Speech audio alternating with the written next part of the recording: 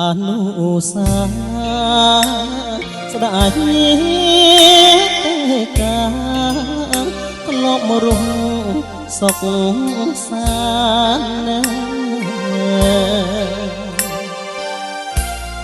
ស្ដាយដល់ដំណាក្រៃដល់សែនមនោរមរូបខ្ញុំឃ្លាតឆ្ងាយឆ្ងាយដាច់អាឡ័យស្ដាយអ្នកជំរៀងដែលបងបាត់សិនសៀសាមុតរស់សេរីសាធៀង